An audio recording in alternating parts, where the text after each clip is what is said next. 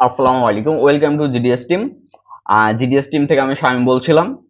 তো অনেক আপনার যারা বাইরের কাস্টমার আছে, প্লাস হচ্ছে অনেক টেকনিশিয়ান ভাই আছে, আসলে অ্যাকুরেট ভাবে জানেনই না যে আইক্লাউড কোন কোন ওয়েতে করা যায় এবং কোন কোন সার্ভিস বর্তমান আর কি রানিং আছে সেটা হচ্ছে।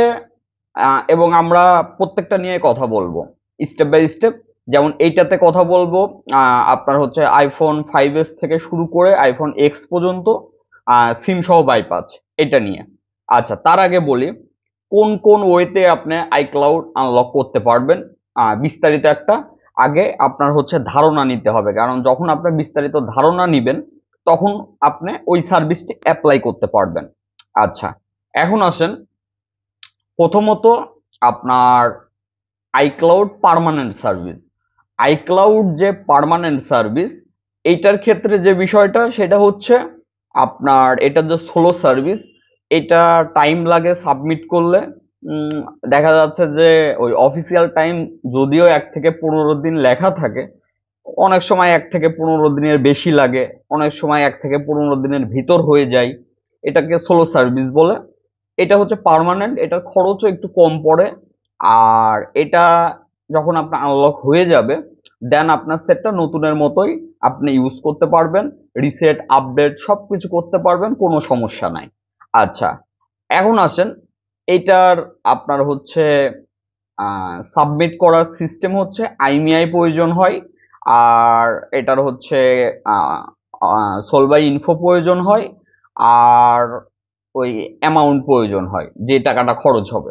এটা গেল হচ্ছে আপনার প্রথম সার্ভিস, যেটা সোলো সার্ভিস, যেটা হচ্ছে পার্মানেন্ট আনলক। আচ্ছা, এটার জন্য ফোন দরকার হয় না, এটা আপনি অনলাইনে সাবমিট করতে পারবেন। জাস্ট সার্ভারে অ্যাকাউন্ট করে আপনার হচ্ছে ক্রেডিট অ্যাড করে আপনি ওইখান থেকে সাবমিট করতে পারবেন। এটা গেল একটা। আরেকটা যে বিষয় থাকে সেটা হচ্ছে বাইপাস। বাইপাসটা কি? বাইপাস হচ্ছে ধরেন আপনার আইফোন 5s থেকে শুরু করে এখন ওই আইফোন 15 প্রো ম্যাক্স লেটেস্ট পর্যন্ত করতে পারবেন। বাইপাসের যে বিষয়টা সেটা হচ্ছে সিম সহ বাইপাস যদি আপনি করেন, সেটা হচ্ছে ধরেন আপনার সেটটা A to Z সবকিছু আপনি ইউজ করতে পারবেন, কোনো সমস্যা নাই, ফ্রেশ নতুন সেটের মতো। কিন্তু আপনি সেটটা আপডেট করতে পারবেন না, আর সেটটা দেখা যাচ্ছে যে ফ্লাশিং করতে পারবেন না, রিসেট করতে পারবেন না। এখন বলতে পারেন যে যদি ভুলে করে ফেলি সেক্ষেত্রে কি হবে।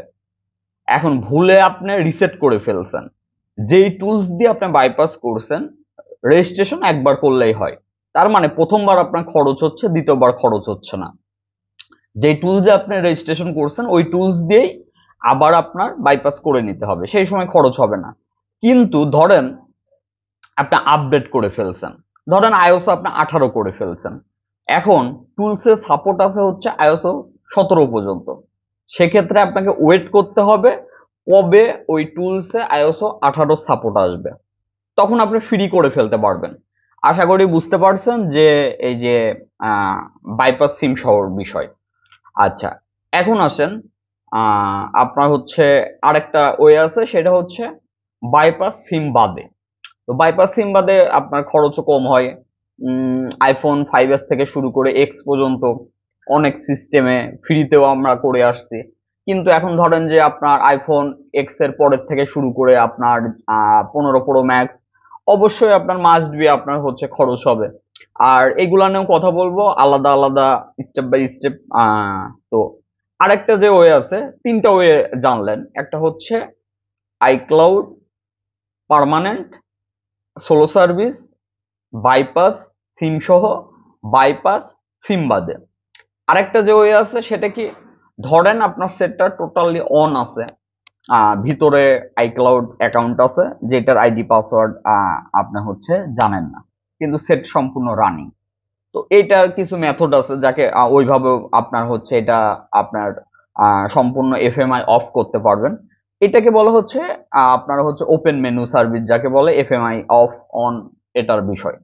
তো এই যে যে চারটা ওয়ে, এই চারটা ওয়েতে মূলত আইক্লাউডের বিষয় আর কি আনলকের বিষয়ে সবাই কাজ করে। কেউ করতেছে পার্মানেন্ট, কেউ করতেছে আপনার হচ্ছে ওই যে বাইপাস, কেউ করছে বাইপাস সিম সহ, কেউ করছে বাইপাস সিম বাদে।